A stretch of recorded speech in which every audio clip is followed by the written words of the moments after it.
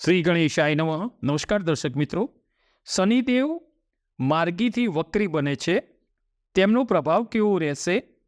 કયા સમયે એ વક્રી બને છે? કેટલો સમય સુધી એ વક્રી રહેશે? અને ક્યારે એ માર્ગી થશે? તેમજ ન્યાય કરતા શનિદેવ વક્રી બનીને અશુભ ફળ આપશે કે શુભ ફળ આપનારા થશે? તેને વિશે આપણે જાણીશું. સૌ પ્રથમ તો શનિદેવ જ્યારે વક્રી બને છે, અશુભ ફળ આપે છે, તો તમે કેવું અનુભવો? તો તમારી એક ધારી જે નોકરી હોય, નોકરી છૂટી જવી, બનતા કામ અટકી જવા, પોતાની નિષ્ફળતા બીજા ઉપર નાખવી, આળસવાળો સ્વભાવ થવો, આળસુ સ્વભાવ થવો, કોઈ બી કાર્યમાં જલ્દબાજી કરવી, ટેન્શન, પરેશાની, ઉદાસીનતા, પરિવાર પણ સાથ છોડી દે, પહેરેલું કપડું પણ સગું ન થાય, લોભ જાગે, લાલચ જાગે, પ્રેમ સંબંધમાં સફળતા ન મળે, માનસિક રીતે તણાવ અનુભવાય, ધંધામાં ફાવટ ન આવે, નોકરી બદલાયા કરે, મહેનતનું ફળ ન મળે, બચત ન થઈ શકે, આર્થિક સમસ્યા રહ્યા કરે, દરિદ્રતાપણું રહે. આ બધાય પ્રભાવ જ્યારે શનિદેવ વક્રી બને છે અને અશુભ ફળ આપે છે ત્યારે જોવાય છે. હવે એના ઉપાય પણ આપણે જણાવીશું. પણ એ સિવાય આપણે જોઈએ કે જ્યારે શનિદેવ શુભ ફળ આપે તો કેવું અનુભવાય? તત્વજ્ઞાન, આધ્યાત્મિક જ્ઞાનમાં વધારો થાય, પ્રમાણિકતા આવે, સ્વાભિમાન, માન પ્રતિષ્ઠા વધે, ધાર્મિકતા વધે, રાજામાંથી રંક બને અને રંકમાંથી રાજા પણ બનાવે શનિદેવ. આપણે રાજા હરિશ્ચંદ્ર તેમજ રાજા વિક્રમાદિત્ય, એમને કેટલું દુઃખ પડેલું. રાજા વિક્રમાદિત્ય ઉજ્જૈનના, એમનું આપણે મૂકેલું છે વિડીયો, શનિશ્ચરની કથા. એ તમે અનુકૂળતાએ સાંભળી લેજો, જોઈ લેજો. એ આખું દ્રષ્ટાંત આપણે મૂકેલું છે. તો શનિદેવની એનાથી એ રાજા જે હરસિદ્ધિ માતા હતા, વૈતાલ હતા, એમના સહાયમાં તો પણ શનિદેવની જ્યારે મહાદશામાં એમને કેવું દુઃખ ભોગવવું પડ્યું એ આપણે એમાં દર્શાવેલું છે. તો મૂળ વાત એ છે કે શનિદેવ માર્ગીમાંથી વક્રી બને છે. પહેલાં તો જાણીએ કે માર્ગી અને વક્રી એટલે શું. તો ક્ષોરમંડળમાં ગ્રહોની ચાલ હોય છે, 3 પ્રકારની ચાલ. સૌ પ્રથમ માર્ગી એટલે કે સામાન્ય ચાલ, જે સૂર્ય અને ચંદ્રની છે. સૂર્ય અને ચંદ્ર હંમેશા માર્ગી ચાલ, એક સીધી ચાલ હોય છે, માર્ગી ચાલ હોય છે. વધારે તેજ ચાલ હોય એ અતિચાલ, તેમજ કોઈ ગ્રહની ધીમી ગતિ હોય તે વક્રી. આકાશમંડળમાં ધીમી ગતિએ ચાલે છે અને જે આપણે પૃથ્વી પરથી જોઈએ તો તે વક્રી દેખાય છે. એટલે કે સને એટલે ધીરે ધીરે ચાલવું, એટલે વક્રી દેખાય છે. નિર્ણય સાગર પંચાંગ મુજબ 30મી જૂન 2024ની રાત્રે 11:21 કલાકથી શનિદેવ વક્રી થાય છે, જે ક્યાં સુધી રહેશે? 16મી નવેમ્બર 2024ના રોજ એ માર્ગી બનશે. એટલે 4.5 મહિના સુધી શનિદેવ એ વક્રી રહેશે. શનિદેવ વક્રી હોય તો અને પાછા 29/3/2025ની રાત્રે 9:42થી શનિદેવ રાશિ પરિવર્તન કરશે. કુંભ રાશિમાંથી પરિવર્તન કરીને ગુરુની અધિપત્યવાળી મીન રાશિમાં ગોચર કરશે. શનિદેવ કુલ 5 રાશિને પ્રભાવિત કરે છે. જે સાડાસાતી હોય એવી તો અત્યારે છે મકર, કુંભ અને મીન, એમને સાડાસાતી ચાલે છે. અને બીજી 2 રાશિ કર્ક અને વૃશ્ચિક રાશિ, એમને ઢૈયા ચાલે છે. તો આ 5 રાશિને પ્રભાવિત કરે છે. શનિદેવનો આંકડો જે છે ને, શનિદેવનો અંક 8 છે. એટલે આ સાલ બહુ જ પરિવર્તનવાળી, રાજકારણથી લઈ અને દરેકના જીવનમાં બહુ જ મોટો બદલાવ કરે એવી છે. કેમ કે આ સાલ પણ 2024, તો એનું ટોટલ 8 થશે. એટલે શનિદેવના અંકવાળી આ સાલ છે 2024. શનિદેવ ક્રૂર નથી હોતા.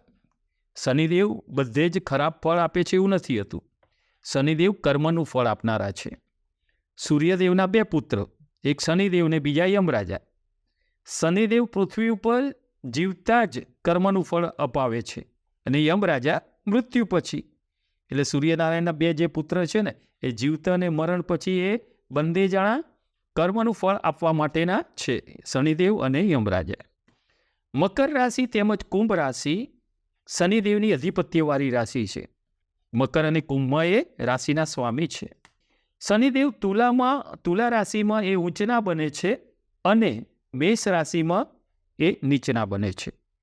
વક્રી શનિદેવનું ફળ જોવામાં સૌ પ્રથમ તો એ કેવું ફળ આપશે જોવું હોય તો કેટલી વસ્તુઓ ધ્યાનમાં રાખવાની કે શુભ છે કે અશુભ, એ કઈ રાશિમાં છે, ઉચ્ચ રાશિમાં છે, એમની મિત્ર રાશિમાં છે કે શત્રુ રાશિમાં છે, એ કારક છે કે મારક છે.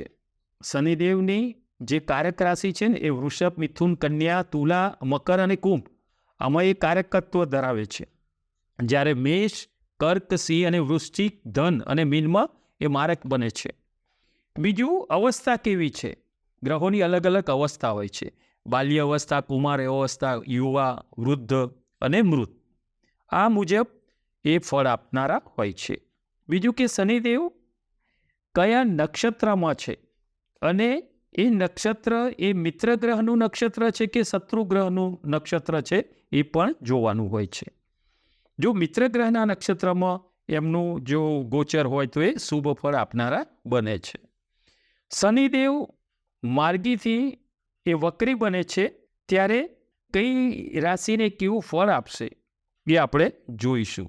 તમારી જન્મ રાશિ અથવા લગ્નથી પણ તમે આ જોઈ શકશો. કુંભ રાશિ, અક્ષર ઘ, શ, શ. શનિની અધિપત્યવાળી રાશિ.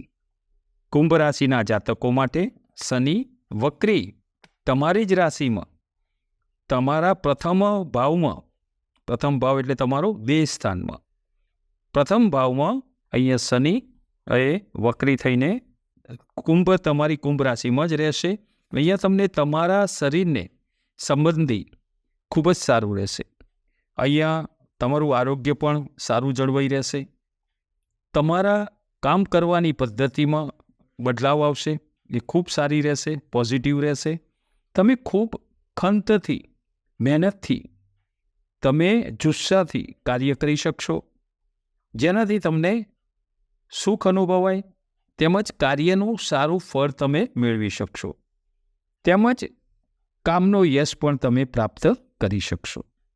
તમે અહીંયા સારો ભાગ્યોદય જોઈ શકશો, કેમ કે તમારા કામ કરવાનું જે સારું જોશના લીધે કામમાં સફળતા મળતા ધીરે ધીરે તમારા ભાગ્યનો ઉદય તમે જોઈ શકશો. અહીંયા તમને તમારી રાશિના સ્વામી શનિ મહારાજ 7.5નો તમારે અહીંયા બીજો દોર ચાલી રહ્યો છે.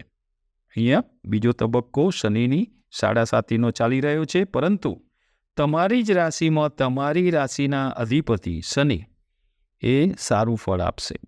કેમ કે કહેવત છે કે સ્થાન વૃદ્ધિ કરો શનિ. જે સ્થાનમાં હોય તે સ્થાનમાં સુખમાં વધારો કરે છે. એટલે પ્રથમ સ્થાન છે આરોગ્યનું. એ તમને આગળ કીધું એમ આરોગ્ય સારું અપાવશે. એવું કહેવાય છે કે સિંહાસન ઉપર બેસાડે. એટલે હવે તો સિંહાસન એટલે તમારે કોઈ બી જોબમાં, કોઈ બી નોકરી કરતા હોય એમાં તમને સારી એવી બઢતી મળે અને તમને આર્થિક રીતે લાભ પણ અપાવી શકે. વ્યવસાયમાં પણ મહેનતનું તમે સારું ફળ તમે પ્રાપ્ત કરી શકો. બીજું, અહીં તમારી રાશિથી બીજા સ્થાને એટલે કે મીન રાશિના રાહુ, જે અત્યારે મીનના રાહુ ચાલે છે ને, એ તમારી રાશિથી બીજા સ્થાને છે અને એ આકસ્મિક ધન લાભ અપાવે. કેમ કે એ ધનસ્થાનના બને છે. એટલે ધનસ્થાનમાં રાહુ હોય એટલે જો કોઈ વસ્તુ એવી હોય ત્યારે એ આકસ્મિક ફાયદો કરાવે છે. અચાનક ન ધારેલો લાભ, આર્થિક લાભ એ અપાવી શકે. વિદ્યાર્થીઓ માટે તમે તમારો જે ધ્યેય હોય, તમારો ગોલ હોય એ તમે આ સમયમાં પ્રાપ્ત કરી શકો. તમને તમારો ભણવાનો માહોલ તમારે જાતે બનાવવો પડશે. અહીંયા તમને થોડી અડચણો, દ્વિધા થોડી આવશે.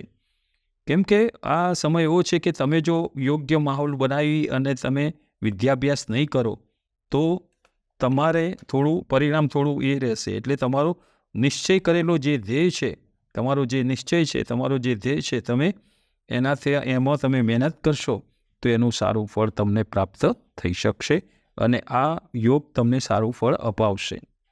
પણ આપણે દર વખત કહીએ છીએ ને કે શનિદેવ મહેનત વગર ફળ અપાવતા નથી. મહેનત કર્મ કરવું પડશે. કર્મ કર્યા પછી ગ્રહોની કૃપા હોય ત્યારે એનું સારું ફળ મળે છે. મહેનતનું અને ભાગ્યનું બંને ફળ અહીંયા પ્રાપ્ત થઈ શકે. સ્ત્રીઓ માટે આ સમય શાંતિથી પસાર કરવાનો રહેશે. તમારો સહનશીલતાવાળો જે સ્વભાવ છે, તમે કોઈ બી વસ્તુમાં સહનશીલતા કેળવો છો, એ તમને લાંબે ગાળે એ તમને ઉત્તમ ફળ અપાવશે.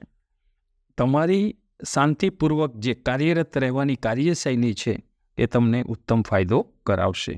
એકંદરે જોઈએ તો આ સમયગાળો શનિ વક્રીનો એ તમારા માટે સારો બદલાવ લાવનારો રહેશે. તેમજ આરોગ્ય માટે, શારીરિક સુખાકારી માટે આ સમય ઉત્તમ રહેશે. તમારે અહીંયા શમ શનિશ્ચરાય નમઃ આના જપ કરશો તો એનાથી તમને વધુ સારું જોવાશે. અહીંયા તમે આ જે વ્રત જે જપ કરવાના છે શમ શનિશ્ચરાય નમઃ, એનાથી તમારી રાશિના સ્વામી શનિદેવની કૃપા અવશ્ય બની રહેશે. નમો નારાયણ.